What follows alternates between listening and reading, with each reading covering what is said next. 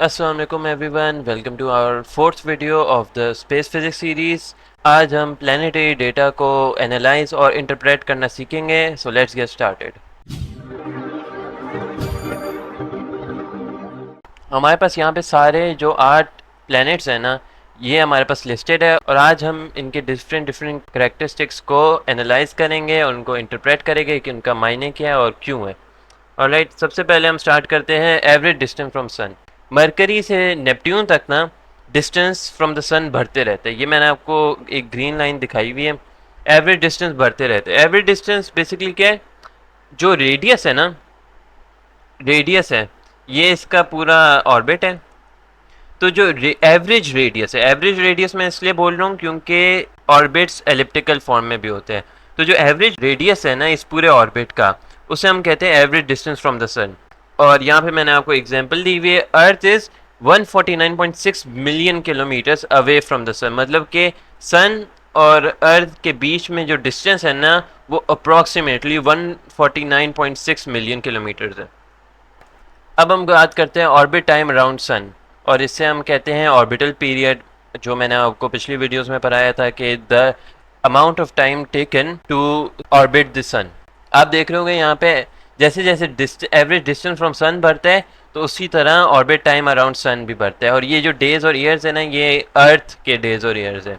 यहाँ पर हम देख रहे हैं कि क्यों ऐसा होता है कि एवरेज डिस्टेंस इंक्रीज होने के साथ ऑर्बिट टाइम क्यों इंक्रीज होता है। अच्छा, यहाँ मैं आपको एक एग्जांपल दे देता हूँ। Earth takes 365 days around the sun, ये हमारा ऑर्बिटल पीरियड है। This is also known as an year. तो यहाँ पे मैं आपको समझाता हूँ कि जब distance from the sun increase होते हैं तो ऑर्बिटल पीरियड क्यों इंक्रीज होते हैं। As distance from the sun increases, strength of the sun gravitational attraction decreases. जैसे distance from the sun increase होते हैं ना, जैसे जैसे प्लेनेट दूर होते हैं, तो जो अफेक्ट होता है ना सन की ग्रेविटेशनल अट्रैक्शन का, वो कम होते रहता है। मरकरी पे बहुत ज़्यादा अफेक्ट है सन की ग्रेविटेशनल पुल का इन कंपैरिजन टू नेपट्यून। फिर नंबर 2 पे आते हैं, as the strength of the sun's gravitational attraction decreases, the orbital speed of the planet decreases. जब ग्रेविटेशनल अट्रैक्शन डिक्रीज होगी तो फिर ऑर्बिटल स्पीड भी डिक्रीज होती है, क्योंकि फोर्स कम लग रही है प्लेनेट पे, इसीलिए orbital speed Aahista Aahista slow होते रहते हैं। फिर हम थर्ड पॉइंट पे आते हैं, as the orbital speed of the planet decreases, the orbital time of the planet increases. ये आसान सी बात है। ऑर्बिटल स्पीड जब डिक्रीज होगी, जब आपकी स्पीड डिक्रीज होती है तो टाइम ज़्यादा लगता है, इसीलिए orbital time of the planet increases. फिर आते हैं हम सरफेस टेम्परेचर पे। इसका एक जनरल ट्रेंड है कि जितना प्लेनेट दूर होता है सन से, उतना उसका सरफेस टेम्परेचर डिक्रीज होता है। यहाँ पे एक एक्सेप्शन है, वीनस, और ये क्यों है मैं आपको बताता चलता हूँ। पहले हम इसके बारे में और पढ़ते हैं। Surface temperature, the average temperature on the surface of a planet. जो हमारे प्लेनेट पे जो एवरेज टेम्परेचर होता है ना सरफेस पे, उसे हम कहते हैं सरफेस टेम्परेचर। अर्थ का है 20 डिग्री सेल्सियस, ऑल्दो इंक्रीज हो रहे हैं लेकिन जनरली 20 डिग्री सेल्सियस है। जैसे जैसे distance from the sun increase होता है तो फिर जो सरफेस टेम्परेचर है ना वो डिक्रीज होता है। ऐसा क्यों है? क्योंकि जो हीट एनर्जी है ना, वो पहुंच नहीं पाती प्लेनेट को जितना आराम से मरकरी तक पहुंच जाती है इन कंपैरिजन टू नेपट्यून।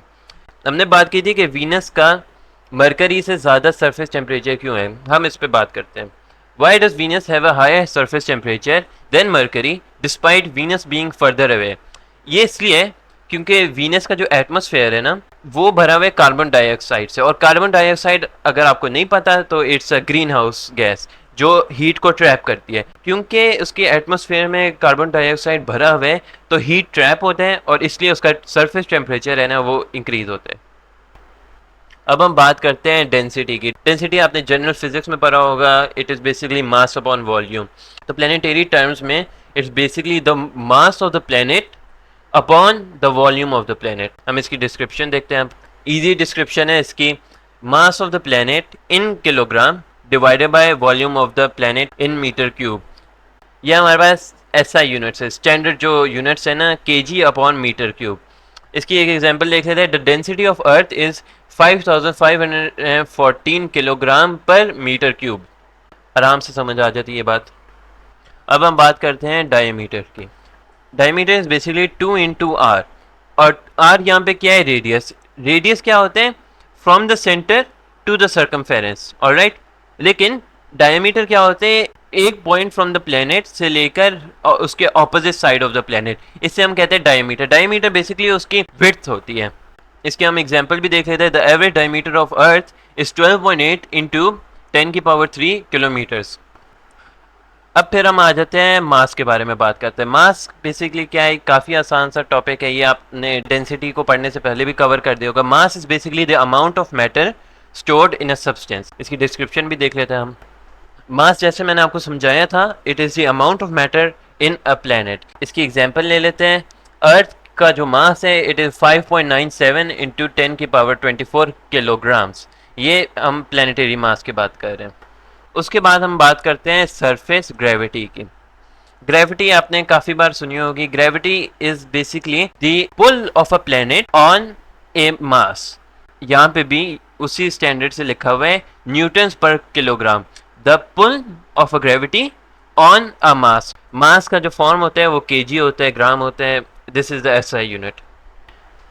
यहाँ पे जैसे लिखा हुआ है the acceleration experience by an object at the surface of a planet due to the gravitational attraction of the planet. जो एक्सेलरेशन, जो वेट एक ऑब्जेक्ट एक्सपीरियंस करता है ना एक प्लैनेट के सरफेस पे, उससे हम कहते हैं gravitational attraction of the planet. Newton की थ्योरी थी कि जितना ज़्यादा एक प्लैनेट का मास होता है उतना स्ट्रॉन्ग उस प्लैनेट का ग्रेविटेशनल अट्रैक्शन का पुल होगा। यहाँ पे हम एग्जांपल ले लेते हैं। The earth has a surface gravity of 9.8 Newton's पर किलोग्राम। तो इसको मैं समझा देता हूँ। अगर 1 किलोग्राम का ऑब्जेक्ट अर्थ की सरफेस पे है फॉर एग्जांपल, तो वो जो वेट एक्सर्ट करेगा इट इज 9.8 इंटू मास, जहाँ मास इज 1 किलोग्राम। तो 9.8 multiply by 1 kilogram equals to 9.8 newton. So 1 kilogram का ऑब्जेक्ट 9.8 न्यूटन एक्सर्ट करेगा। अगर फिर हम 10 किलोग्राम का कोई ऑब्जेक्ट ले लें तो 9.8 multiply by 10 is equal to 98 newtons. 98 newtons का वेट वो एक्सर्ट करेगा ऑन द प्लैनेट।